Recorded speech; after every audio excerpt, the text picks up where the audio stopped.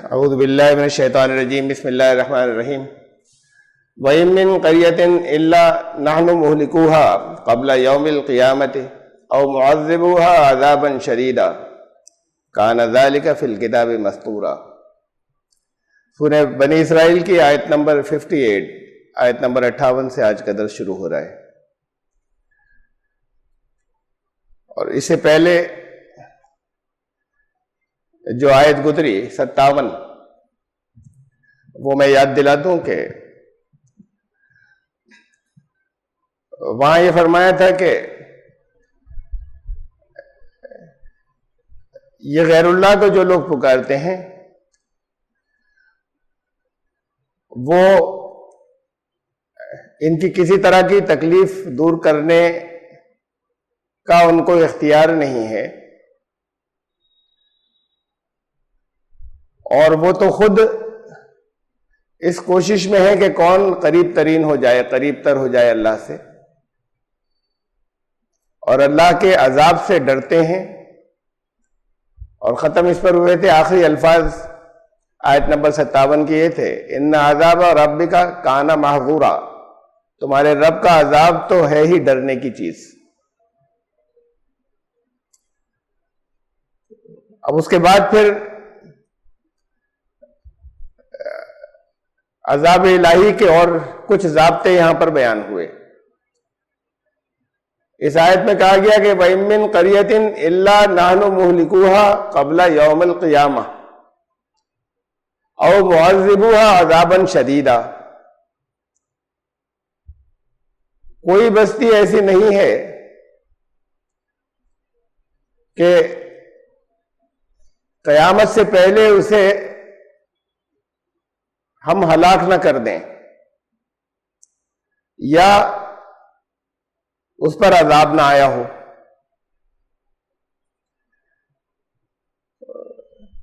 اور یہ بات ایک ریکارڈ ہے، اس کے اندر پہلے سے لکھی ہوئی ہے۔ تو پہلے تو اس کا مطلب سمجھ لیں کہ کوئی بستی ایسی نہیں ہے کہ اسے قیامت سے پہلے وہ یا کم از کم ایک مرتبہ ہلاک نہ ہو چکی ہو یا اس پر عذاب نہ آ چکا ہو۔ آج دنیا میں بہت سے حصے ایسے ہیں کہ جہاں وہ کھنڈرات ہیں کہ جہاں پچھلی قوموں پر عذاب آیا تھا، اور ان بستیوں کے ہمیں آثار ملتے ہیں کہ وہ بستیاں تھیں اور اب نہیں ہیں اور تباہ ہو گئیں، دوبارہ نہیں بسی ہو۔ تو جو بستیاں ہلاک ہو گئیں اور ختم ہو گئیں اور دوبارہ نہیں بسی، ان کی بات تو معلوم ہو گئی ہے، پتہ چل گئی کہ وہ ایک بستی تھی، ان پر ایک مرتبہ عذاب آ گیا۔ اب جو بستیاں موجود ہیں دنیا کے اندر، یہ ان میں سے بھی ایسی ہے کہ بعض وہ ہوں گی جو ہلاک کی جائیں گی، آتی رہتی ہیں ہلاکتیں، ایسی تباہیاں جہاں پوری پوری بستیاں ختم ہو جاتی ہیں۔ ان میں سے بعض وہ ہیں جو دوبارہ بس جاتی ہیں وہاں پر، اور بعض حصے وہ ہیں کہ دوبارہ وہاں پر پھر کوئی نہیں بستا۔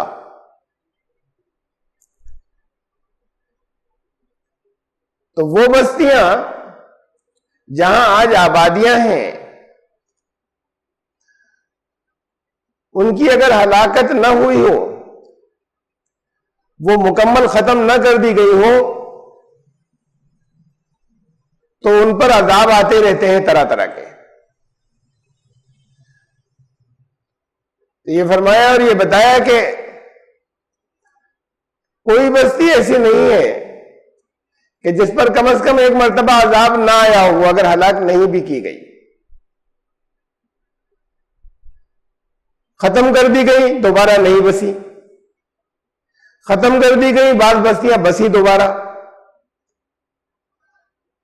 اور زیادہ بڑی تعداد دنیا میں ان بستیوں کی ہے کہ جن کو مکمل نہیں مٹایا گیا یا ختم نہیں کیا گیا، لیکن کبھی نہ کبھی ایسا ہوا کہ ان کے اوپر اللہ کا عذاب ضرور آیا. یہ بات ایک ریکارڈ میں درج ہے. تو ریکارڈ میں درج ہے کا مطلب یہ نہیں ہے کہ یہ اللہ نے طے کر دیا پہلے سے کہ ہر بستی پہ ایک دفعہ تو کم از کم عذاب ضرور بھیجیں گے. عذاب الہی تو جو آتے ہیں وہ اللہ کے ضابطوں کے تحت ہوتے ہیں، لیکن پریشانیوں کا آنا اور عذاب کی شکل اختیار کر لینا دو وجوہات سے ہوتا ہے. اس لیے بھی ہوتا ہے کہ لوگوں کے دلوں میں نرمی پیدا ہو جائے، ان کے لیے وارننگ ہو، اور اس لیے بھی ہوتا ہے کہ ہلاک کرنے سے پہلے، بستی کو ختم کرنے سے پہلے وہ شاید باز آ جائیں. یہ دونوں چیزیں ہوا کرتی ہیں. یہ بات جو قانون اور ضابطے میں پہلے سے طے ہے، جس کے لیے کہا کہ یہ پہلے سے ایک ریکارڈ میں درج ہے، یہ ضابطہ جو ہے یہ اللہ کا پہلے سے طے شدہ ہے.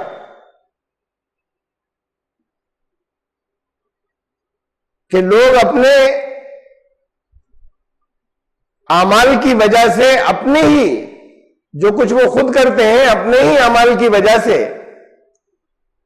اپنے آپ کو تباہ کر لیں گے، یا دعوت وہاں پر کچھ ایسے لوگ ہوں گے کہ جو ان کو وارننگ دینے والے ہوں گے، کہ اللہ کی طرف سے بھیجے ہوئے رسول ہوں یا رسولوں کے نمائندے ہوں، یا دعوت کی حجت پوری ہو جائے گی تو ان بستیوں کو ہلاک کیا جائے گا. یہ سب ضابطے ہیں. یہ ضابطے پہلے سے اللہ کے مقرر ہیں جو نہیں بدلیں گے. اور ایسا بھی ہوتا رہا کہ لوگوں کو کے دل شاید نرم ہو جائیں، اس لیے جھنجھوڑا جاتا رہا. یہ سب باتیں دیکھیے کہی گئی ہیں قرآن شریف کے اندر مختلف مقامات کے اوپر. ہلاکت کے بارے میں، بستیاں ختم ہو جانے کے بارے میں، جہاں تباہ ٹوٹل مکمل کر دی گئیں، یہ واضح کر دیا کہ وہ خود اپنی وجہ سے ہوئی. وہ من اہتدی فانما یہتدی لنفسہ، یہ اسی صورت میں گزر چکی ہے آیت شروع کے حصے میں، کہ جس نے ہدایت اختیار کی وہ ہدایت کا راستہ خود اس کے لیے مفید ہے یا فائدہ مند ہے. وَمَنْ ضَلَّ فَإِنَّمَا يَضِلُّ عَلَيْهَا، اور جو بھٹکا اس کے بھٹکنے کی ذمہ داری اللہ پر نہیں ہے، خود اس کے اوپر ذمہ داری ہے بھٹکنے کی. وَلَا تَزِرُ وَازِرَةٌ وِزْرَ أُخْرَىٰ، اور کوئی کسی دوسرے کا بوجھ نہیں اٹھائے گا. بہت تفصیل سے یہ آیت اس کی تشریح رہی تھی جب یہ آیت آئی تھی اسی صورت کے اندر، لیکن یہ سمجھ لیں کہ یہ واضح بات مختصر یہاں پر اسے دہرایا جا رہا ہے کہ اس بات کو سمجھ لیں واضح کہ اللہ نے فرمایا وَمَنْ ضَلَّ فَإِنَّمَا يَضِلُّ عَلَيْهَا، اللہ پر نہیں ہے کسی کے بھٹکنے کی ذمہ داری. جو بھٹکا وہ اپنی وجہ سے، اس کا وبال اس کے اپنے اوپر ہے، ذمہ داری اس کی اپنی ہے، اور کوئی کسی دوسرے کا بوجھ نہیں اٹھائے گا. پھر اس اصول کو بتایا وَمَا كُنَّا مُعَذِّبِينَ حَتَّى نَبْعَثَ رَسُولًا، لیکن فرمایا کہ اللہ نے کہ ہمارا عذاب تبھی آتا ہے جب ان کے پاس پیغام پہنچانے والا پہنچ جاتا ہے. جب تک دعوت کی حجت پوری نہیں ہو جاتی ہے اللہ کی پکڑ، اللہ وہ پکڑ جسے عذاب کہتے ہیں، وہ عذاب نہیں آتا. یہ اس اصول کو بہت سی جگہوں پہ قرآن شریف نے بار بار واضح کیا ہے کہ یہاں دنیا میں جنہیں آپ ظالم کہتے ہیں اور جنہوں نے ایز اے کمیونٹی مسلمانوں پر بہت ظلم ڈھائے، ہماری زبان میں جسے ظلم کہتے ہیں، یہ الگ الگ عصبیتیں اور گروہ ہیں جو اسلام پر نہیں ہے ظلم اس لیے نہیں ڈھا رہے کہ یہ اسلام پر ہے، ظلم اس لیے ڈھا رہے کہ یہ الگ ہے، ان کا کلچر الگ ہے، ان کا کلچر الگ ہے، ان کی تہذیب الگ ہے، ان کی تہذیب الگ ہے، مختلف وجوہات ہیں، تو ان کو ظالم ہم کہتے ہیں۔ قرآن کہتا ہے کہ ظالم وہ تب قرار پائیں گے جب تم اپنی ذمہ داری ادا کر دو تو دعوت کی حجت ان پر پوری ہو جائے گی۔ اس سے پہلے ہماری طرف سے نہ عذاب کے فیصلے ہوتے ہیں، اللہ نے جگہ جگہ فرمایا ہے، اور نہ ہلاکت کے فیصلے ہوتے ہیں کسی کے لیے۔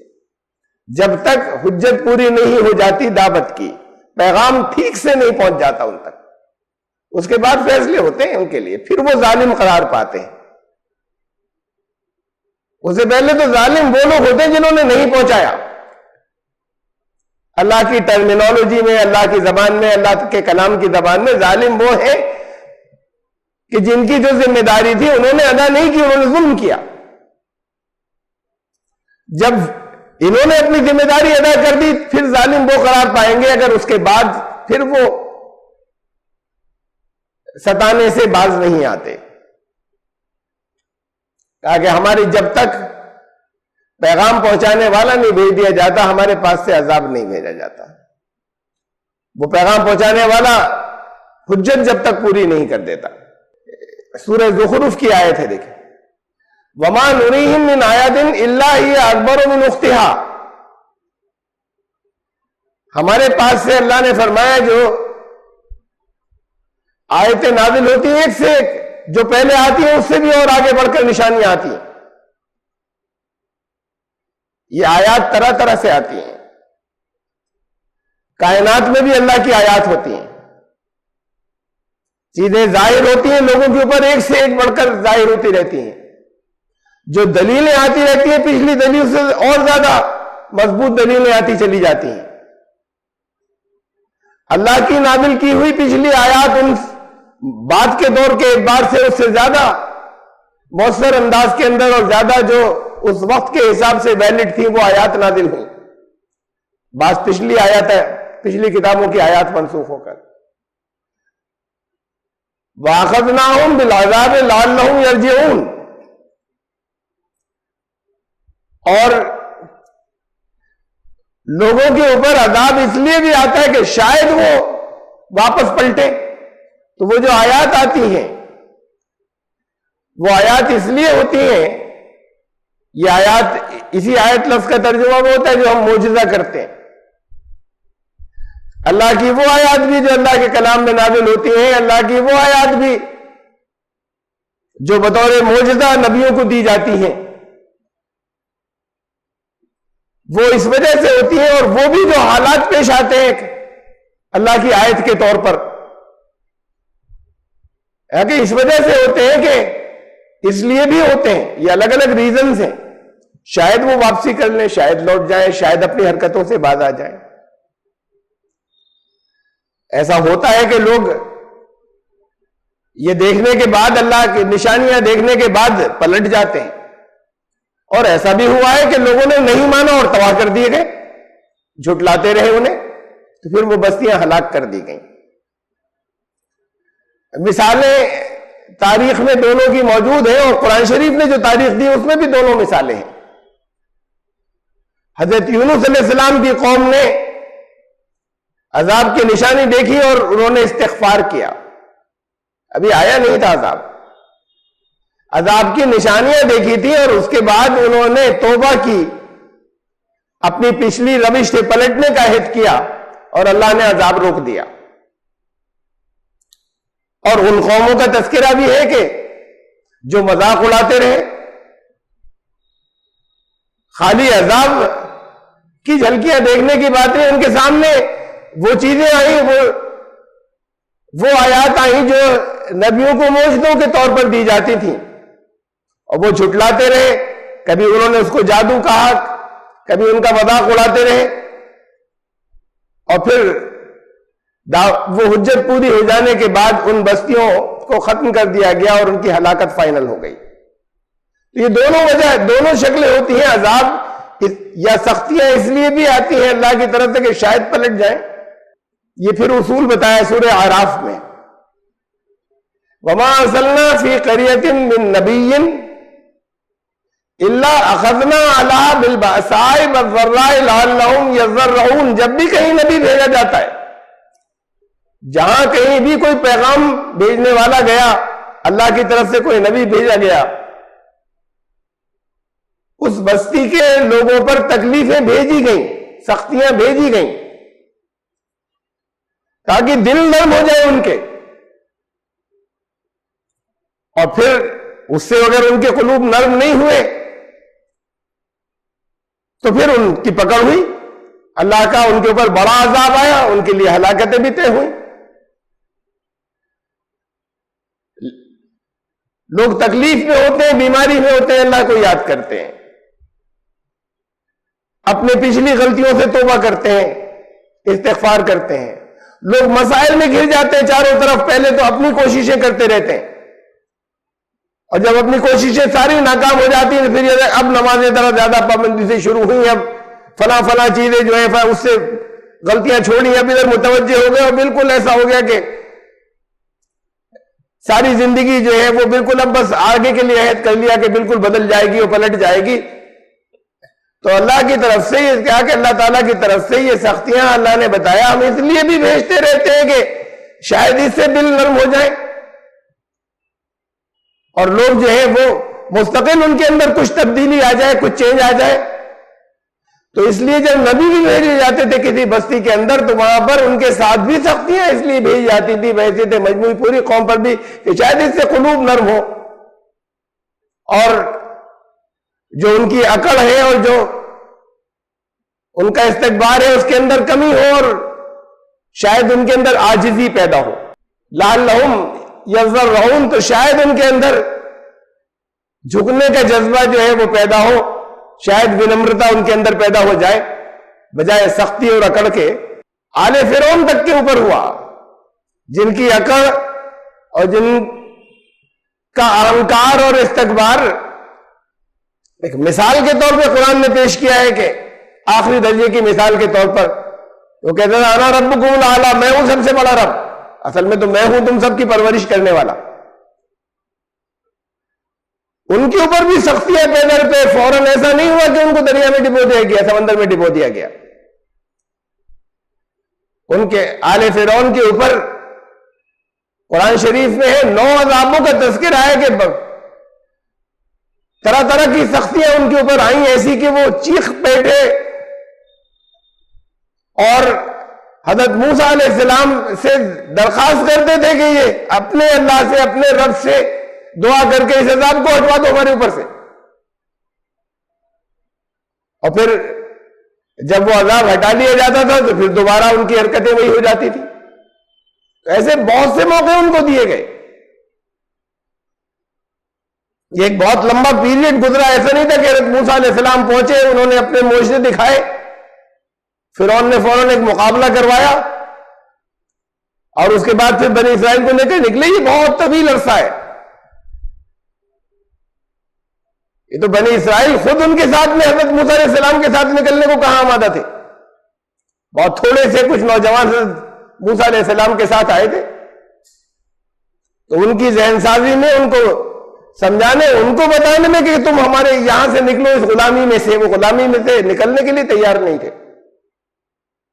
ایک بڑا لمبا اور طویل عرصہ ہے یہ، اس میں 9 مرتبہ اس درمیان میں اللہ کی طرف سے پکڑ ہوئی اور سختیاں آئیں، ایسی سختیاں جنہیں عذاب کہا گیا۔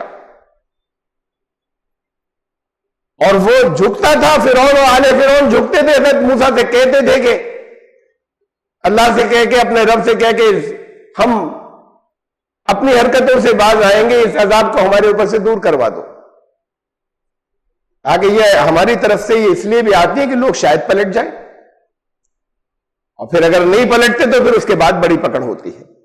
سورہ توبہ کے اندر دیکھیے، اور عذاب کس لیے؟ یہ ایمان لانے والے جو اپنے آپ کو ایمان لانے والا کہتے ہیں کہ ان کے اوپر سخت بھی عذاب آتے ہیں، اور ان کے اوپر عذاب آنے کی ایک وجہ قرآن نے بتائی کہ جب اپنے آپ کو ایمان لانے والا کہتے ہیں، امت مسلمہ کہتے ہیں اپنے آپ کو، امت محمدی کہتے ہیں اپنے آپ کو، تو جو امت کی حیثیت سے ان کی ذمہ داری تھی اس ذمہ داری کو پورا کرے، وہ اگر پورا نہیں کرتے تو ظالم قرار پاتے ہیں، تو پھر عذاب آتا ہے اللہ کی طرف سے۔ الا تنفروا يعذبكم عذابا الیما ويستبدل قوما غیرکم ولا تضروه شیئا۔ تم اگر نہیں نکلے اپنی ذمہ داری ادا کرنے کے لیے، یہ ان سے کہا جا رہا ہے کہ ایمان والے کہتے ہیں اپنے آپ کو، يعذبكم عذابا الیما، تو اللہ تمہیں اس عذاب کے اندر پکڑ لے گا کہ تمہاری زندگی ایک درد بن جائے گی، عذاب علیم، دردناک عذاب تمہیں گھیر لے گا۔ وَيَسْتَبْدِلْ قَوْمًا غَيْرَكُمْ، اور اللہ دوسروں کو تبدیل کر کے لائے گا، دوسری قوم کو تبدیل کر کے لائے گا۔ تو اگر اپنی ذمہ داریوں کو امت کی حیثیت سے جو ذمہ داری دی گئی، اگر اور اس ذمہ داری آپ کو معلوم ہے ذمہ داری کیا تھی، وہ امت کی حیثیت سے کنتم خیر امت اخرجت للناس، پہلا لفظ یہ تھا اس کے اندر، اس ذمہ داری کو، اس منصب کو، نصب العین کو، اس ادیش کو، اس آبجیکٹو کو جہاں پر قرآن نے بتایا وہاں سب سے پہلا لفظ آیا ہے تمام دنیا کے انسانوں کے لیے، تم یہ امت ہے جس کو نکالا گیا، تم بہترین امت ہو، تمہیں تمام دنیا کے انسانوں کی بھلائی کے لیے نکالا گیا، اخرجت للناس۔ یہ اگر نہیں کیا تو پھر اپنی ذمہ داری سے ہٹ گئے جس کے لیے امت تھی، کہا کہ یہ اگر نہیں کرو گے تو پھر تمہارے اوپر عذاب آئے گا، عذاباً علیما، کے رنج اور دکھ اور تکلیفیں اور کسک اور اشانتی، یہ عذاب علیم، یہ درد کا عذاب جو ہے وہ تمہیں گھیر لے گا۔ وَلَا تَضُرُّهُ شَيْئًا، وہ اللہ جس قوم کو تبدیل کر کے لائے گا تم اس کا کچھ نہیں بگاڑ سکتے۔ تو یہ دونوں شکلیں بتائیں قرآن نے کہ عذاب اس لیے آتے ہیں تمہارے کہ لوگوں کو ان کی غلطیوں کی سزا ملے، عذاب اس لیے آتے ہیں، اس لیے بھی آتے ہیں کہ لوگوں کے دل نرم ہو جائیں، شاید وہ اپنی غلطیوں سے واپس لوٹ جائیں، اور پھر بڑے عذاب آتے ہیں، اس کے بعد ہلاکتیں ہوتی ہیں۔ وہ ہلاکتیں جب حجت، ان عذاب، وہ عذاب جو یہاں بار بار آتے رہے جس کے اندر وہ توبہ کرتے رہتے ہیں، اس کے بعد ہلاکت کے عذاب بھی آتے ہیں، ہر بستی پر نہیں آتے، لیکن یہ بتایا کہ یہ ایک جگہ فرمایا قرآن شریف کے اندر کہ اگر تمہاری غلطیوں کی سزا، تمہاری غلطیوں کی سزا پر اللہ فوراً پکڑ کر لیتا تو کوئی یہاں پر جاندار بچتا ہی نہیں، بہت وقت دیا جاتا ہے، بہت ڈھیل دی جاتی ہے، لیکن پھر اصول یہ بتایا کہ دنیا کے اندر کوئی بستی ایسی نہیں ہے جہاں پر ہم نے عذاب سختیوں کی شکل میں نہ بھیجا ہو، اگر ہلاک نہیں کیا تب بھی تو شاید وہ لوٹے ہوں۔ بہت کتنی بستیاں ہیں بہت کم ہلاک کی گئی، حرکتیں سب کی ایسی ہیں کہ ان کو ہلاک کر دیا جاتا۔ تو اللہ کی رحمت اس کے غضب سے آگے ہے، اس کی طرف سے موقع اور ڈھیل کا سلسلہ یہ اسی سے جج کر لیں یا گیج کر لیں کہ دنیا کی تاریخ کے اندر کتنی بستیاں ایسی ہیں جن کو ٹوٹل بالکل مٹا دیا گیا اور ختم کر دیا گیا، اور ہلاکت ان کے لیے ہوئی ہو، اور حرکتیں اور اعمال دنیا والوں کے سامنے ہیں، تو نہیں کیا جاتا اللہ کی طرف سے، وہ تو بہت آخری درجے کی بات ہوتی ہے، خاص طور سے وہ حصہ کہ جہاں پر دعوت پہنچ جائے اور دعوت کی حجت پوری ہو جائے، اس کے بعد بھی اللہ کے عذاب آتے ہیں، وہ عذاب آتے رہے اور لوگ اس کے باوجود اپنی حرکتوں سے باز نہ آئے، تب ان کے لیے ہلاکت ہوتی ہے۔ اور اصل میں عذاب بھی تبھی ہوتے ہیں جب وہاں پر پیغام پہنچانے والے پہنچ جاتے ہیں تاکہ ان کے دل نرم ہو جائے، شاید وہ پلٹ جائیں، وہ عذاب بھی تبھی ہوتے ہیں۔ یہ پھر ایک اصول ہے جو جب یہ آیات آتی ہیں تو وہاں یاد دہانی کے لیے میں رکھتا ہوں، سورہ الشعراء کے اندر آیت نمبر 208 209 وَمَا أَهْلَكْنَا مِنْ قَرْيَةٍ إِلَّا لَهَا مُنذِرُونَ، جب تک وارننگ دینے والے کسی بستی کے اندر نہیں پہنچتے ان کی ہلاکت نہیں ہوتی، چاہے دنیا کے اعتبار سے وہ کتنے ہی غلط فعل اور غلط اعمال کے اندر ملوث محسوس ہوتے ہوں، کہ جب تک وارننگ دینے والے، اس لیے کہ اس کے فرمایا ذکرا وما کننا ظالمین، ہماری طرف سے ظلم ہو جائے گا اگر اس کے بغیر ہم ہلاک کر دیں. تو وارننگ دینے والے پہنچیں گے تب اس کے بعد ایسا ہوتا ہے کہ ان کی پکڑ ہوتی ہے، اس سے پہلے نہیں. اور پھر یہ اگلی آیت، یہ تفصیل کے اندر، تشریح کے اندر بہت سی آیات تھیں کہ قیامت سے پہلے اسے پچھلی آیت کے اندر یہ بات آئی کہ ہر بستی ایسی ہوگی جس پر عذاب بھی آ چکے ہوں گے یا وہ ہلاک کی جا چکی ہوگی. دنیا میں ہر جگہ اتنا بگاڑ ہے اور اللہ کی طرف سے ڈھیل آتی رہتی ہے. وما منعنا ان نرسل بالآیات الا ان كذب بها الاولون وآتینا ثمود الناقة مبصرة فظلموا بها وما نرسل بالآیات الا تخویفا. لفظ اس کے اندر وما منعنا ان نرسل بالآیات، ہمیں کسی چیز نے منع نہیں کیا، کسی چیز نے ہمیں نہیں روکا کہ ہم اپنی آیات بھیجتے، ہم اپنے معجزے بھیجتے، اس سے کسی بات نے ہمیں نہیں روکا. الا ان کذب بها الاولون، سوائے اس کے کہ پچھلے لوگ جھٹلا چکے تھے. پچھلے لوگ جھٹلا چکے تھے، اس لیے اب ہم معجزے جو ہے وہ نہیں بھیجتے. یہ ذرا غور کیجئے، ترجمہ یہ ہوتا ہے اور تشریح یہ ہوتی ہے بات کیا ہوئی کہ یہ کہا جائے اگر اللہ کی طرف سے یہ بات آئے کہ چونکہ پچھلے لوگ جب بھی ہم معجزے دیتے تھے لوگ جھٹلا دیتے تھے، اس لیے اب ہم نے بھیجنے بند کر دیے. یہ بات جو ہے یہ کیا اللہ کے علم میں نہیں تھا کہ پچھلے لوگ بھی جھٹلائیں گے؟ ایک اللہ کا ایک اسکیم، اللہ کی ایک اسکیم تھی، اللہ کا ایک منصوبہ تھا، وہ ناکام ہوگا کہ اچھا نہیں یہ اسکیم فیل ہو گئی ہماری، نعوذ باللہ. اب ہم معجزے دیے جاتے ہیں، یہ لوگ جھٹلائے چلے جاتے ہیں، اچھا اب نہیں بھیجتے. پہلے معلوم نہیں تھا، اس وجہ سے کیا تھا. یہ لفظ الا جو یہاں پر آیا عربی زبان کے اندر، جس کا ترجمہ ہم کرتے ہیں سوائے، ہر جگہ سوائے نہیں ہوتا اس کے معنی، زیادہ تر اس کا ترجمہ ہوتا ہے ایکسپٹ، سوائے. ہر جگہ اس کا مطلب سوائے نہیں ہوتا. یہاں ترجمے میں زیادہ تر لوگوں نے یہاں پہ سوائے ترجمہ کیا، جس سے ایک عجیب سا مفہوم نکل کر آ جاتا ہے. وما منعنا ان نرسل بالآیات، اور ہمیں کسی نے نہیں روکا معجزے بھیجنے سے یا آیات اپنی بھیجنے سے، سوائے اس بات کے کہ پچھلے لوگ ان کو جھٹلاتے تھے. اور اس کی تشریح کے اندر جگہ جگہ ایک مسند احمد کے اندر ایک روایت آئی، اس کا حوالہ دیا جاتا ہے. لوگوں نے ڈیمانڈ کی کہ پہاڑ کو یہاں پر سونے کا بنوا دو، صفا پہاڑی کو. اللہ سے کہہ کر ہم تو تب مانیں گے کہ یہ چمتکار ہو جائے کہ یہ پہاڑی پوری صفا پہاڑی سونے کی ہو جائے اور آس پاس کی پہاڑیاں اسی طرح دور ہٹ جائیں، وہاں ہم کھیتی کر لیا کریں، اس کے بعد تمہیں رسول مانیں گے. تو اللہ کی طرف سے وحی آئی کہ ہم کر دیتے ہیں ایسا. لیکن پھر اس کے بعد پھر بھی یہ نہیں مانیں گے تو پھر یہ ختم کر دیے جائیں گے. تو رسول اللہ صلی اللہ علیہ وسلم نے کہا کہ نہیں، آپ یہ ڈیمانڈ پوری مت کریے، ایسا معجزہ مت بھیجیے. اس طرز عمل کی یہ بات یہ جو روایت آتی ہے، جو اس کی شان نزول بتائی جاتی ہے کہ پھر یہ اس آیت کی تشریح کے اندر جگہ جگہ مختلف تفسیروں میں یہ بات لکھی ہوئی ہے. پہلی بات تو یہ سمجھ لیں کہ شان نزول بہت کم آیات ہیں جن کی شان نزول موجود ہے.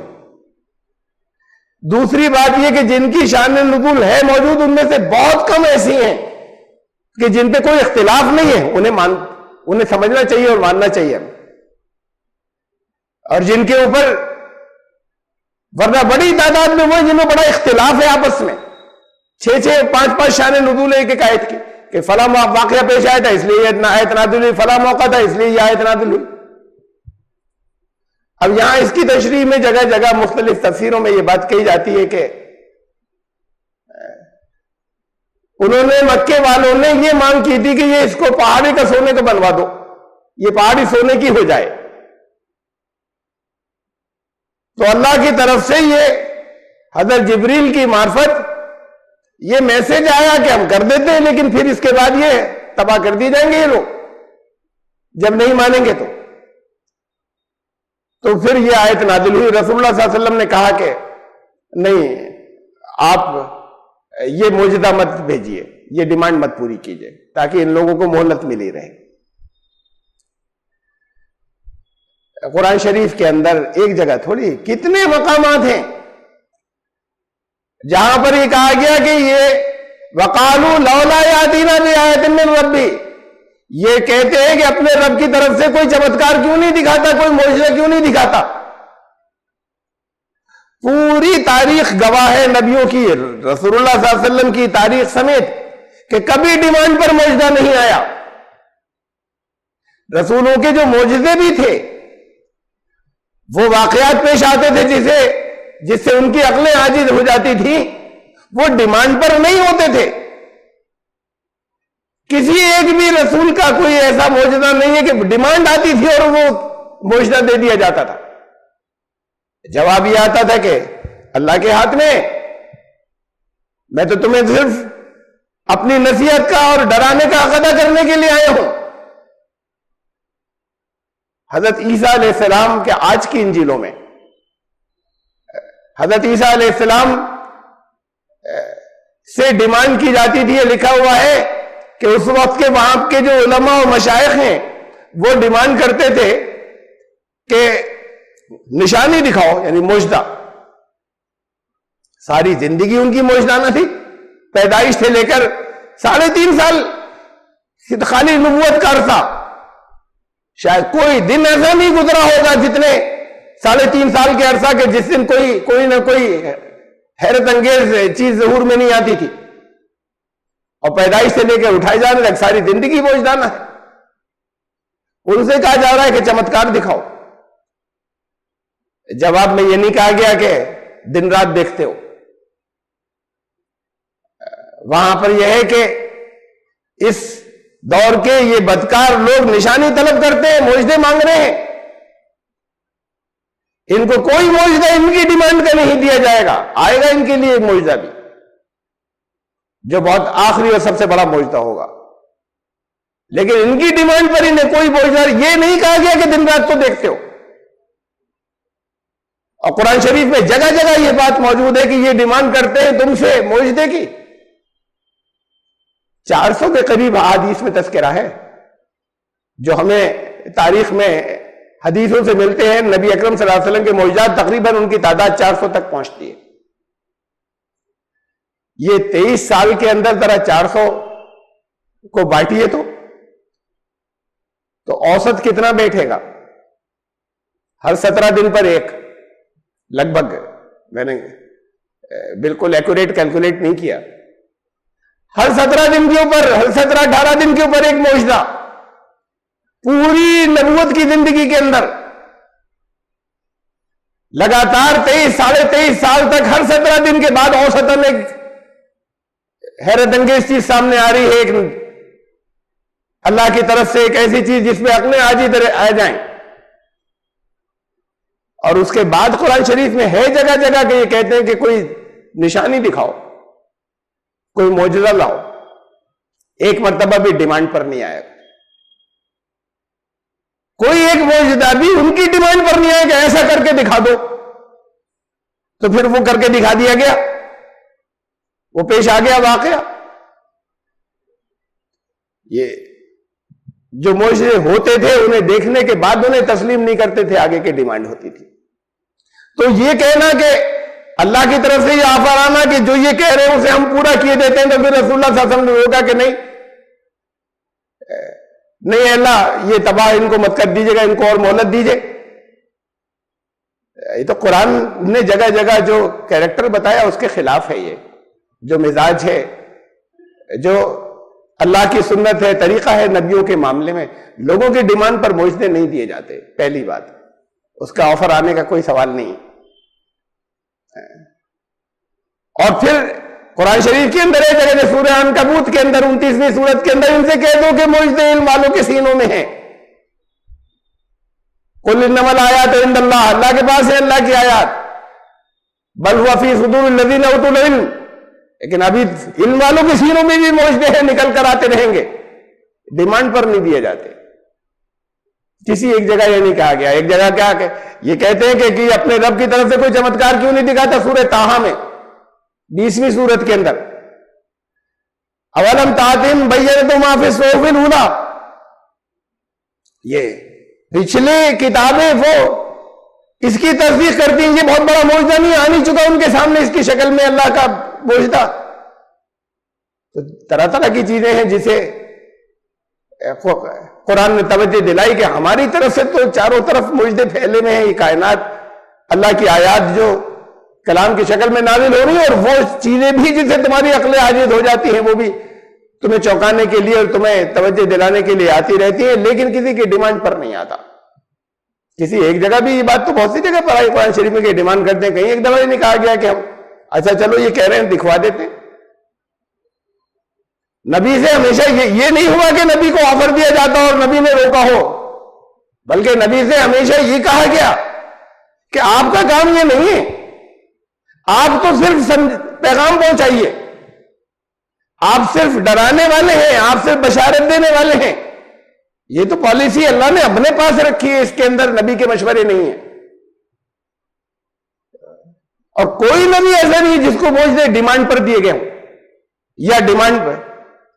تو یہ جو اللہ لفظ آیا بات اس کی ہو رہی تھی، وما منعنا ان نرسل بالآیات، ہمیں کسی چیز نے آیات بھیجنے سے نہیں روکا یا معجزے بھیجنے سے نہیں روکا، اللہ سوائے ان کذب بها الاولون، اس بات نے روکا کہ پچھلے لوگوں نے جھٹلایا تھا. اب اگر اس کو بھی اس صفا پہاڑی کو بھی سونے کا بنا دیا تو یہ بھی جھٹلا دیں گے تو پھر تباہ کرنا پڑے گا. یہ اللہ لفظ یہاں پر سوائے کے معنوں میں نہیں ہے. دیکھیے اللہ کی ایک اور مثال دیکھیے، بہت سی جگہوں پہ قرآن شریف کے اندر قرآن کی مثالیں میں نے ایک جگہ رکھی. سورہ غاشیہ، لست علیہم بمسیطر، تمہیں ان کے اوپر دروغہ حوالے دار بنا کر نہیں بھیجا گیا ہے. رسول اللہ صلی اللہ علیہ وسلم سے کہا جا رہا ہے کہ تم بائی فورس کرا دو، یہ اس کے لیے نہیں بھیجا گیا ہے. الا من تولا و کفر، اب اللہ کے معنی سوائے کریے یہاں پر، سوائے ان کے کہ جو لوگ کفر کر رہے ہیں ان پر بنایا دروغہ ہم نے. تو یہ تو پھر قرآن کی نے جو کچھ جہاں آپس میں تضاد ہو جائے گا، ٹکراؤ ہو جائے گا، قرآن کہتا ہے کہ نہیں ہے زبردستی، آپ زبردستی کرنے والے نہیں. اور اسی صورت کے اندر اس کے آگے جا کر کہا ان الینا ایابہم ثم ان علینا حسابہم، ہمارے پاس آئیں گے ہم حساب لیں گے. تمہارا کام تو پہنچانا ہے، آپ کا کام زبردستی کرنا نہیں ہے. سورہ یونس کے اندر آیت نمبر 99 کہا کہ فرمایا کہ اگر اللہ چاہتا تو سارے لوگ ایمان والے ہوتے، انہیں کو سب کو بنا دیتا ایمان والا. لیکن مشیت یہ نہیں ہے، چوائس دی تھی. کہا کہ جب اللہ ہی چاہتا تو سب کو ایمان والا بنا دیتا. افا انت تکری الناس، کیا اب تم زبردستی کرو گے لوگوں کے اوپر اس بات کے لیے کہ یہ ایمان لے آئیں؟ ہم چاہتے تو ہم ہی سب کو بنا دیتے نا ایمان والا. تو پھر تمہارے ہاتھ سے زبردستی کرانے کی ہمیں کیا ضرورت تھی؟ سب کو ایمان والا بنا کر پیدا کر دیتے. یہ مصلحت نہیں تھی، آپ کو پہنچانا ہے. لوگوں کو اختیار دیا ہے کہ وہ کیا کرتے ہیں، اللہ کی مشیت یہ تھی. تو یہاں پر لست علیہم بمسیطر، ہم نے تمہیں دروغہ بنا کر نہیں بھیجا. اگر اس کے معنی سوائے کرتے الا من تولا و کفر، سوائے ان کے جو پیٹ پھیرتے اور کفر کرتے ان پر بنایا دروغہ، کیا ان کو زبردستی مار کے ایمان قبول کروا دو. تو یہ تو پھر قرآن نے جگہ جگہ جو کچھ کہا اس کے خلاف ہو جائے گا. اللہ کے معنی سوائے نہیں ہے یہاں پر. اس کو اٹھا کر آپ کہیں بھی دیکھیے ترجمے کو، کسی بھی ترجمے کو سوائے یہاں پہ ترجمہ نہیں ملے گا آپ کو. اللہ کے مطلب ہے یہاں پر لیکن من تولا و کفر، جس نے پیٹ پھیری اور کفر کیا، فیعذبہ اللہ العذاب الاکبر، تمہارا کام تو پہنچانا ہے، اللہ کی طرف سے عذاب آئے گا ان کے اوپر جس نے کفر کیا۔ تو اللہ کے معنی یہاں پر سوائے نہیں ہے۔ ایسے ہی یہ جو پچھلی آیت تھی اس کے اندر اللہ جو ہے وہ سوائے کے معنوں میں نہیں ہے۔ ہمیں کسی چیز نے نہیں روکا کہ ہم آیات بھیجتے، اب بھی بھیج رہے ہیں۔ اصل میں آیات کو لوگوں نے صرف یہی سمجھا ہے کہ چمتکار یا معجزے کو کہتے ہیں۔ یہ بڑی اہم بات ہے جو میں عرض کر رہا ہوں کہ اللہ کی طرف سے آیات قرآن شریف کے اندر 6000 سے زیادہ آیات ہیں، اور لفظ معجزہ عربی کا لفظ ہے، اوریجنل عربی کا لفظ ہے جس سے عاجز آ جائیں سب عجز سے۔ لیکن یہ قرآن شریف میں کہیں نہیں آیا کہ نبیوں کو معجزے دیے جاتے تھے، آیات دی جاتی تھی۔ اس آیت کا ترجمہ ہم کرتے ہیں کہیں نشانی اور معجزے، تو انبیاء کو وہ چیزیں جن سے عقل عاجز آ جاتی ہے، جسے ہم معجزہ کہتے ہیں، ان کے لیے بھی لفظ آیت آیا قرآن شریف میں۔ قرآن شریف میں 6000 سے زیادہ آیت ہیں، یہ بھی آیت۔ اور کائنات میں جو اللہ کے وہ چاروں جاری جو اصول ہیں، وہ جن کے اندر کوئی دخل نہیں دے سکتا، وہ بھی سب اللہ کی آیات چاروں طرف کائنات میں پھیلی، وہ بھی آیات۔ یہ سب لفظ آیت استعمال کیا ہے۔ آیات ہمیں بھیجنے سے کسی نے نہیں روکا، آیات آج بھی آ رہی ہیں۔ آیات قرآن شریف میں 6000 سے زیادہ نازل ہوئی۔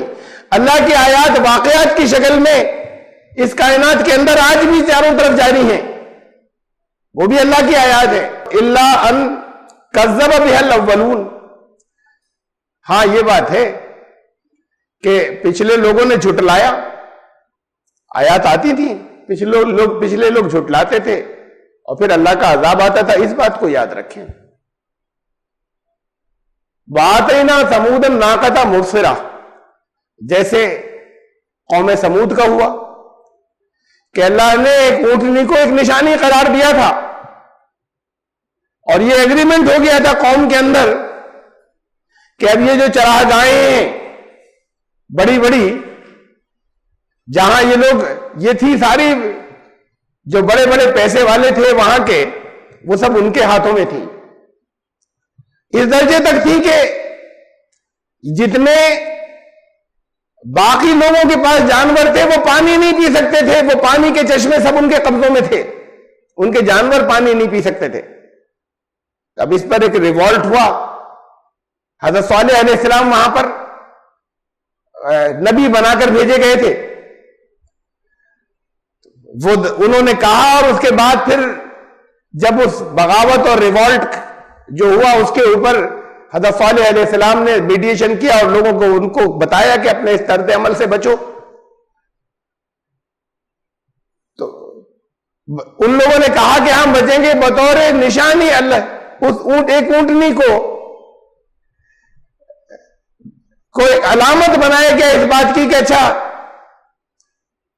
یہ اونٹنی جو ہے یہ اللہ کی طرف سے مقرر ہے، ایک دن تم لوگ اپنے یہ جہاں سے دل چاہے گا پانی پیے گی، ایک دن تمہارے جانور نہیں پیئیں گے، اسے دیکھو کہ تمہارے اوپر کیا گزرتی۔ اس اونٹنی کو ان لوگوں نے مار ڈالا جو اللہ کی طرف سے ایک نشانی قرار دی گئی تھی۔ کہا کہ ہماری طرف سے آیات آتی ہیں، قوم سمود کے اندر ہم نے جس اونٹنی کو ایک نشانی قرار دیا گیا تھا، آیت قرار دیا تھا، ان لوگوں نے ظلم کیا، تو یہ آیات تو ہمارے پاس سے آتی ہیں لیکن لوگ توجہ نہیں کرتے اور اس سے پھر اپنی ہلاکت کے اندر پڑتے ہیں۔ ہمیں نہیں روکا کسی نے آیات بھیجنے سے، لیکن طرز عمل یہ رہا ہے، پہلے سے چلا رہا ہے کہ لوگ جھٹلاتے چلے آتے ہیں۔ وَمَا نُرْسِلُ بِالْآيَاتِ إِلَّا تَخْوِيفًا، اور ہمارے پاس سے جو آیات آتی ہیں وہ ڈرانے کے لیے آتی ہیں، خوف دلانے کے لیے آتی ہیں۔ اللہ آیات آج بھی موجود ہیں، ان آیات، یہ آپ بڑی خوش الہانی کے ساتھ جا کے اگر قرآن شریف کی آیات کی تلاوت کر دیں، کوئی ڈرے گا کیا؟ نہ مسلمان ڈرے گا، نہ غیر مسلم ڈرے گا۔ واہ واہ کر کے کچھ ہار اور پہنائیں گے اور ٹرافی دیں گے کہ آپ نے بڑی اچھی قرأت کی۔ جب تک ان کو ان آیات کا مطلب نہیں معلوم ہوگا تو خوف اور ڈر کا معاملہ کدھر ہے؟ یہ تو الٹا تالیاں بجائیں گے اور کہا جائے نہیں بھائی یہاں تلاوت میں تالیاں نہیں بجائی جاتی، اچھا نہیں بجاتے، پھر وہاں پرائز دیے جائیں گے اور آنر کیا جائے گا کہ بڑی اچھی قرات کر کے گئے۔ اللہ کی طرف سے خوف دلانے والی چیزیں انعام دیا جا رہا ہے کہ بہت اچھی تلاوت کی، بڑی اچھی قرات کر کے گئے۔ غیر مسلموں کے اندر ڈر کا سوال نہیں ہے، مسلمانوں میں ڈر نہ غیر مسلموں میں ڈر۔ اللہ کی آیات عذاب کی آیتیں ہیں، قرات کے ساتھ میں ایک کے بعد دوسرا قاری آ رہا ہے، تلاوت کر رہا ہے، اللہ کی عذاب کی باتیں اس کے اندر چل رہی ہیں، لوگ کہہ رہے ہیں سبحان اللہ۔ دیکھیے تو کیا آ گیا، سبحان اللہ، اور آیات میں آ رہا ہے کہ تباہ ہو جاؤ گے تم لوگ، اللہ کی طرف سے ڈرانے والی باتیں آ رہی ہیں، لوگ کہہ رہے ہیں سبحان اللہ سبحان اللہ، واہ۔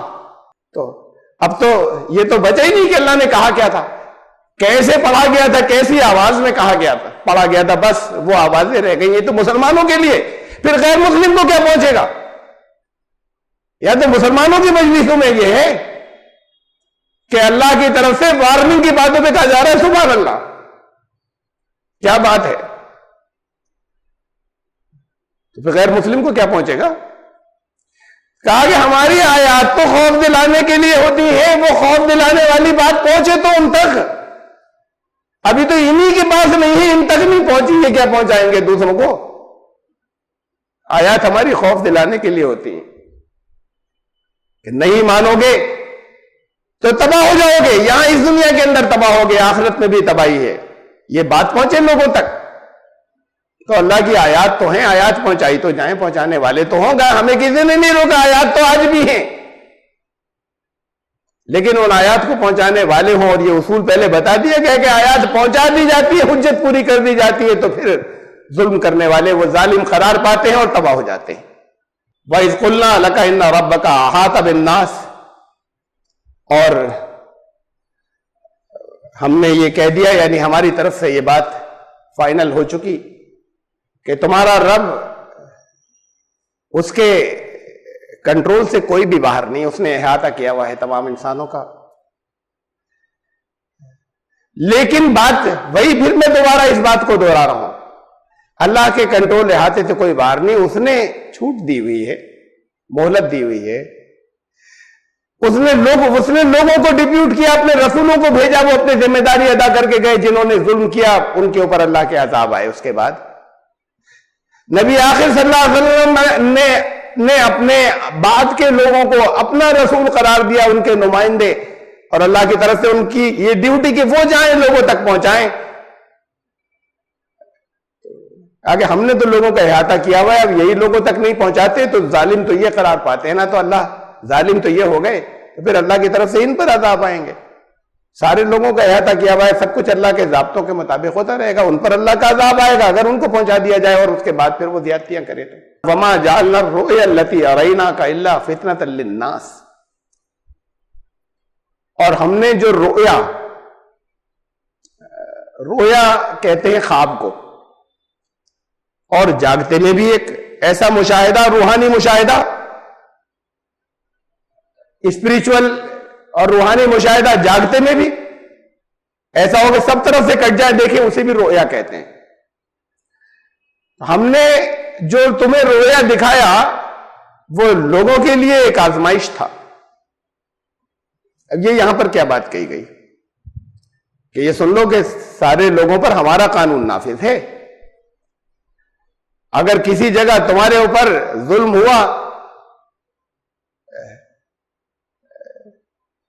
اسرائیل کی طرف سے اگر کسی وقت تمہارے اوپر ظلم ہوا، شیو سینا کی طرف سے اگر کسی وقت تمہارے اوپر ظلم ہوا، کہیں سنگھ پریوار کی طرف سے اگر کسی وقت تمہارے اوپر ظلم ہوا، ان بودھوں کی طرف سے جو اپنے آپ کو شانتی پریے کہتے ہیں، بڑے پیسفل کہتے ہیں، ان کی طرف سے میانمار کے اندر، تو یہ کوئی اللہ کی طاقت سے کہیں باہر بڑے نہیں ہیں ان میں سے کوئی، یہ بھی سب ضابطوں کے اعتبار سے ہو رہا ہے، یہ بھی سب قانون کے مطابق ہو رہا ہے جو کچھ ہو رہا ہے، کوئی اللہ کی طاقت سے آگے نہیں بڑھ گیا ان میں سے کوئی، اگر ہم نے سب کا احاطہ کیا ہوا ہے۔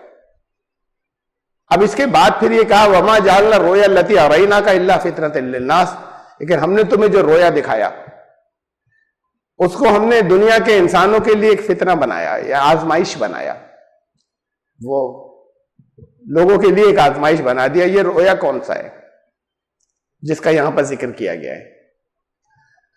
عام طور سے تفسیروں کے اندر یہ کہا گیا کہ زیادہ تر تفسیریں جو میں نے دیکھی کہ اسی صورت میں سورہ بنی اسرائیل کے اندر شروع میں وہ حصہ ہے کہ جہاں رسول اللہ صلی اللہ علیہ وسلم کو معراج ہوئی، بیت المقدس لے جایا گیا، اور اصل میں تو معراج کا ذکر نہیں ہے، وہ سورہ نجم میں ہے، یہاں تو ہے بھی نہیں. سورہ بنی اسرائیل میں بیت المقدس تک کے سفر ہے. بہرحال اسی سیکوینس میں آگے وہ سفر بھی ہوا تھا، واقعہ معراج. تو اس صورت کے شروع کے اندر وہ آیا تو زیادہ تر تفسیروں نے کہا وہی ہے رویا جس کا یہاں پر اب حوالہ دیا گیا ہے کہ ہم نے تمہیں جو رویا دکھائی وہ لوگوں کے لیے ایک آزمائش بن گئی. تمام جگہ جگہ لوگوں نے انکار کیا. پھر یہ بھی لکھا ہوا ہے تفسیروں میں کہ معراج کے واقعے کے بعد بہت بڑی تعداد میں مسلمان جو ہیں وہ مرتد ہو گئے. کیسی کیسی باتیں لکھی ہوئی ہیں. نبی صلی اللہ علیہ وسلم کی موجودگی میں مکے میں 13 سال میں کتنے لوگ ایمان لائے تھے؟ 100 سے کچھ اوپر بس. اب سینکڑوں لوگ مرتد کہاں سے ہو گئے؟ معراج جو ہے یہ پیش آئی مکے میں، ابھی ہجرت نہیں ہوئی ہے. سینکڑوں تو ایمان لانے والے کل نہیں تھے، سینکڑوں مرتد کہاں سے ہو گئے؟ اور نبی صلی اللہ علیہ وسلم کے سامنے ایک بھی ایمان والا مرتد نہیں ہوا، ایک بھی نہیں ہوا. وہ معراج کا واقعہ انہوں نے مذاق اڑایا یا نہیں مانا منکرین نے اور کافروں نے، لیکن بڑے پختہ ایمان والے تھے، بہت تھوڑے سے لوگ تھے، لیکن انہوں نے اپنے گھر بار چھوڑ دیے اور وہ ایتھوپیا کی طرف چلے گئے اور ہجرت کر دی. انہوں نے اپنی جانیں دی اور قربانیاں دیا. بہت تھوڑے سے تھے لیکن بڑے مستقل مزاج تھے، پائیدار تھے. اس واقعے کو ہم نے لوگوں کے لیے فتنہ بنا دیا. چلیے ایمان والوں والی بات تو وہ محمل لکھی بھی ہے، لیکن انہوں نے انکار کیا. جو کفر والے تھے کہ یہ کیسے ہو جائے گا، ہم نے اس کو کہا یہ ہے رویا، اسی کا ذکر ہے، یہ معراج کا ذکر ہے. بڑی تفصیل کے ساتھ میں اس سورت کے شروع میں یہ بات گزری کہ معراج رویا نہیں تھی، معراج حقیقتاً ہوئی تھی. وہی مفسرین جو کہتے ہیں کہ معراج حقیقت ہوئی تھی اسی کو یہاں پر رویا کہہ دیتے ہیں. وہی کہتے ہیں جو سچ مچ ہوئی تھی حقیقتاً اسے یہاں رویا کہہ دیتے ہیں کہ خواب تھا، یا خواب نہیں تھا، ایک جاگتے میں ایک روحانی مشاہدہ تھا خالی. اور کسی کو لے جایا جائے اور بنفس نفیس جائیں اور وہاں جائیں اور خود مشاہدہ کریں، اسے رویا نہیں کہتے. تو میں نے تو اور بہت سی تفسیریں دیکھی، اس میں کتاب اسی واقعے کا حوالہ ہے معراج کا، اس کا نہیں ہے. معراج رویا نہیں تھی، معراج حقیقتاً ہوئی تھی، وہ خالی کوئی روحانی مشاہدہ نہیں تھا. ارے یہ لفظ رویا تو موجود ہے قرآن شریف کے اندر. کون سا رویا؟ دیکھیے قرآن میں موجود ہے. لَقَدْ صَدَقَ اللَّهُ رَسُولَهُ الرُّؤْيَا بِالْحَقِّ. اللہ نے سچ کر دکھایا رسول کو جو رویا دکھایا تھا، رسول کو جو خواب دکھایا تھا وہ سچ کر دکھایا. تو قرآن میں موجود ہے یہ لفظ کہ رسول کو رویا کون سا دکھایا گیا تھا، صاف صاف انہی الفاظ میں موجود ہے. تشریح میں یہ نہیں آتی بات. اس کو رویا قرار دیتے معراج کے واقعے کو. بڑی تفصیل سے پہلے گزر چکی ہیں کہ وہاں پہ سورہ بنی اسرائیل جب شروع ہوئی تھی کہ وہ رویا نہیں تھا. اللہ نے اس خواب کو سچ کر دکھایا جو رسول کو دکھایا گیا تھا. وہ کیا تھا خواب؟ لَتَدْخُلُنَّ الْمَسْجِدَ الْحَرَامَ إِنْ شَاءَ اللَّهُ آمِنِينَ، کہ تمہاری فتح ہوگی. رسول اللہ صلی اللہ علیہ وسلم کو دکھایا تھا کہ تم امن کے ساتھ بغیر کسی خوف کے اللہ نے چاہا تو مسجد حرام میں تمہارا داخلہ ہوگا. سورہ فتح میں ہے یہ سورہ فتح، جس سے ابھی میں نے شان نزول کا تذکرہ کیا تھا، لیکن یہ اس کے اوپر اتفاق ہے اور یہ قرآن کے الفاظ اور واقعات سب چیزوں کے ساتھ میں میچ ہوتی ہے پورے طریقے سے. ساری تاریخ، وہ ساری روایات شان نزول کے اندر جو بیان ہوئی اور قرآن کی آیات، یہ سب ایک دوسرے سے میچ ہوتی ہیں. تو یہ شان نزول درست ہے. رسول اللہ صلی اللہ علیہ وسلم نے خواب دیکھا کہ کعبے کی کنجیاں حوالے کی جا رہی ہیں اور مسلمانوں نے عمرہ کیا، حضور صلی اللہ علیہ وسلم نے عمرہ کیا، تو نبی صلی اللہ علیہ وسلم لوگوں کو لے کر پھر بہت سے صحابہ کو لے کر نکلے، تقریباً 1400 صحابہ تھے وہ، یہی وہ واقعہ ہے جو صلح حدیبیہ کے نام سے مشہور ہے۔ اور پھر اب لوگوں میں بے پناہ جوش کہ اب بہت بڑی بات تھی کہ وہ مرکز، وہ سینٹر جہاں سے نکالے گئے تھے، جو وہ لوگ بھی جو نکالے گئے تھے، جو مہاجر بن کے آئے، اپنا سب کچھ چھوڑ کے آئے، اور وہ بھی جو یہاں پر مدینے ہی کے رہنے والے تھے، لیکن ان کے لیے بہت بڑی بات تھی، بہت بڑا اعزاز تھا کہ اب کعبے میں جہاں ساری دنیا کے تمام لوگوں کو آنے کی اجازت ہے، ہمارا داخلہ بند ہے ہمارے مرکز پر۔ اب اللہ کی طرف سے بشارت آ گئی، نبی نے خواب دیکھا، نبی کا خواب سچا ہوتا ہے، نبی کا رویا تھا، کعبے کی کنجی حوالے کی جا رہی ہے اور ہم عمرہ کر رہے ہیں۔ تو روانہ ہوئے، مدینے سے 6 کلومیٹر پہلے حدیبیہ کے مقام پر یہ واقعہ پیش آیا کہ وہاں پر رکے، اور پھر ان لوگوں نے وہاں سے کہلوایا کہ ہم نہیں آنے دیں گے، اور ادھر دونوں طرف سے گفتگو بات چیت ہوئی، اور پھر واپسی ہو گئی۔ اللہ کی طرف سے حکم یہ آیا کہ واپس ہو جاؤ۔ تو تاریخ میں اتنا نازک موقع کبھی آیا ہی نہیں، کبھی نہیں آیا، وہ نازک ترین موقع تھا وہ تاریخ کا، اسلامی تاریخ کا، محمد صلی اللہ علیہ وسلم کے ساتھیوں کی تاریخ کا وہ نازک ترین موقع تھا، جب حضرت عمر نے آ کے رسول اللہ صلی اللہ علیہ وسلم سے سوال کیا کہ آپ اللہ کے رسول ہیں؟ جب بے شک میں اللہ کا رسول ہوں۔ تو پھر یہ دب کر صلح کیوں ہو رہی؟ حضرت جب کہا کہ سب اپنی جانوروں کی قربانی یہی کر دیں، یہاں سے واپسی ہوگی، تو حضرت ابوبکر کا ہاتھ بھی نہیں چلا۔ تاریخ میں ایسا یہ اتنا نازک موقع کبھی نہیں آیا۔ یہ تھا، یہ بات ہے جو کہی گئی کہ وما جعلنا الرؤیا التي اریناک الا فطرۃ للناس، ہم نے تو اسے آزمائش بنا دیا، جو رویا نبی کو دکھایا تھا، جو رویا نبی کو دکھایا تھا وہ رویا بتایا یہاں پر کہ وہ رویا کیا تھا؟ وہ رویا یہ تھا کہ یہ نہیں کہا تھا کہ اسی موقع پہ کرنے جا رہے، وہ خواب سچا تھا، کہا خواب سچ ہے، اسی موقع پہ سورت نازل ہوئی تھی، سورہ فتح، کہ تم یہ خواب جو ہم نے دکھایا تھا وہ سچ ہے، وہ حق ہے، تم داخل ہوگے مسجد حرام کے اندر امن کے ساتھ میں، کوئی روکنے والا نہیں ہوگا، کوئی تمہیں خوف دلانے والا نہیں ہوگا، یقیناً ہوگا ایسا، وہ خواب سچا تھا۔ اس وقت کی واپسی اس وقت کے لیے نہیں تھا، وہ آگے کے لیے تھا۔ اس وقت کی واپسی کی وجہ بتائی، اس کے اندر کیوں واپس کر رہے ہیں؟ فتح تو ہو چکی تمہاری، سورہ فتح نازل ہوئی تھی جو ان الفاظ سے شروع ہوئی، انا فتحنا لک فتحا مبینا، ہم نے تمہیں بالکل فتح مبین عطا فرما دی، کھلی ہوئی فتح ہوتی ہے، کھلی ہوئی فتح جسے لوگوں کی نظریں نہیں جاتی، لوگ سمجھتے ہیں دب گئے، ہار گئے، کھلی ہوئی فتح ہوتی ہے اس کے اندر۔ واپسی کیوں کی تھی اس کی وجہ بتا دی وہاں پر، کہ کچھ مسلمان وہاں پر پھنسے ہوئے مرد اور عورت، اسی صورت کے اندر وجہ بتا دی کہ وہ خفیہ ایمان لانے والے ہیں، تمہیں نہیں معلوم، نبی تم انہیں نہیں پہچانتے، خفیہ ایمان لانے والے ہیں، تمہارے ہاتھوں مارے جائیں گے، تمہارے ہاتھوں پامال ہو جائیں گے، اس لیے کہ خفیہ ایمان والے ہیں، تم جانتے ہی نہیں، یہ بھی ایمان والے، انہیں بچانا ہے، اس لیے اس وقت تمہیں واپس کر رہے ہیں۔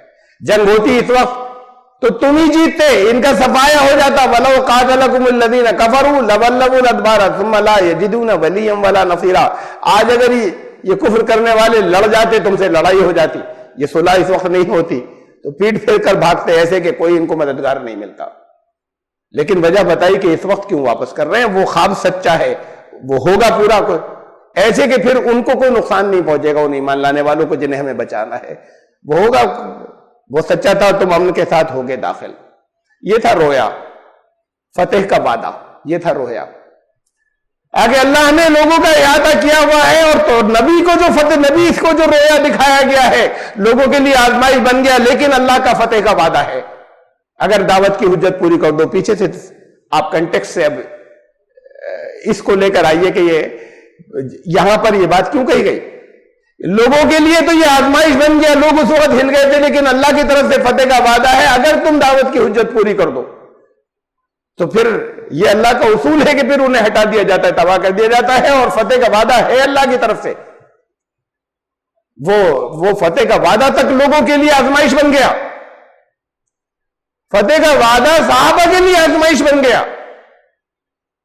وہ جو رویا تھا کہ یہ اس بات کو یاد کرو کہ تمہارا طرز عمل یہ اصول ان اصولوں کے مطابق ہونا چاہیے جو اللہ نے بتائی. یہ تمہارے یہ جو جگہ جگہ مسلمان ستائے جا رہے ہیں اور پٹ رہے ہیں اور نقصان اٹھا رہے ہیں، یہ تمہیں یہ سوچنے میں نہیں ڈالنے کی اللہ کی مدد مسلمانوں کے لیے کیوں نہیں آتی. جو کچھ ہوگا اصول و ضابطوں کے مطابق ہوگا. اللہ کی طرف سے فتح کا وعدہ ہے، تم تو کرو اپنی ذمہ داری پوری. اللہ کی طرف سے ہے فتح کا وعدہ. بس شجرۃ الملعونۃ فی القرآن، اور یہ تو مسلمانوں کے لیے آزمائش بنا وعدہ فتح کا، اور وہ اہل کفر کے لیے آزمائش بنتا ہے. جو انکار کرنے والے ہیں وہ شجر ملعونہ، وہ جس کا ذکر قرآن کے اندر ہے، جسے قرآن نے جگہ جگہ شجر زقوم کہا ہے، جو جہنم میں ہوگا، کہ بھوک لگے گی اس کے علاوہ کھانا کچھ نہیں ہوگا، وہاں کچھ اگتا نہیں ہوگا، اس آگ میں وہ پیڑ اگتا ہوگا. اسے کھائیں گے تو اس سے پیٹ میں اور آگ ہو جائے گی، بے پناہ اس سے تو پیاس ایسی بڑھ جائے گی، اس سے بھیجا کھولے گا اس غذا سے، لیکن پھر بھوک لگے گی تو کھائیں گے. جسم جو ہے وہ اس سے تشنج کی کیفیت ہو جائے گی. جگہ جگہ اس کی باری، اس کی تفصیلات بتائی ہیں. کہا کہ قرآن میں جیسے کہا گیا یہ آزمائش اور فتنہ جو ہے یہ انکار کرنے والوں کے لیے، وہ آزمائش اور فتنہ بنا ہے ایمان لانے والوں کے لیے. یہ دو چیزوں کا تذکرہ کیا، وہ فتح کا وعدہ، رویا جو دکھایا تھا، اور یہ جب جہنم میں آگ میں پیڑ اگ رہا ہے، وہاں پہ پانی کا بھی ذکر ہو رہا ہے، آگ موجود ہے، پانی بھی موجود ہے، پانی کا بھی ذکر ہے، پیڑ کا بھی ذکر ہے. وہ چیزیں ہوتی ہیں جو جہاں پر پانی کا ایک قطرہ بھی نہیں ہوتا، وہاں ریگستان میں بھی پیڑ ہوتے ہیں، وہاں ریگستان میں بھی پلانٹس ہوتے ہیں. وہ چیزیں ہوتی ہیں مختلف جگہوں پر، ان کے کانسٹیٹوئنٹس ہوتے ہیں کہ جو ان حالات کے اندر جو کچھ سروائیو کریں گے، پھر ان کی ویسی صفات بھی ہوتی ہیں. وہ اسے کھائیں گے، وہ ان کا کھانا ہوگا.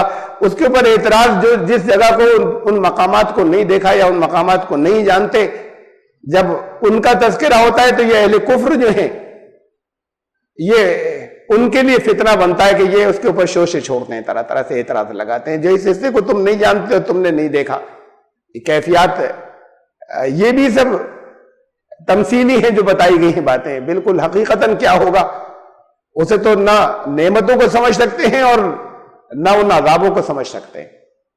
بہرحال کہا کہ کھانا ہوگا، اور کھانا جو ہے اسے زقوم ہوگا. ان کا کہ یہ اہل کفر جو ہیں ان کے لیے فتنہ وہ بن گیا، اور یہ فتح کا وعدہ مسلمانوں کے لیے فتنہ بنا، یعنی آزمائش کا سبب بنا. پہلے کیا کہا تھا کہ اس سے پہلے آیات کے لیے کہا تھا وَمَا نُرْسِلُ بِالْآيَاتِ إِلَّا تَخْوِيفًا، ہماری طرف سے جو آیات آتی ہیں وہ لوگوں کو خوف دلانے کے لیے ہوتی ہیں. وہ بھی جو نبیوں کے معجزے ہوا کرتے تھے، وہ بھی جو اللہ کی آیات ہیں جنہیں لے جانے کے بعد تم لوگوں کو ڈراؤ.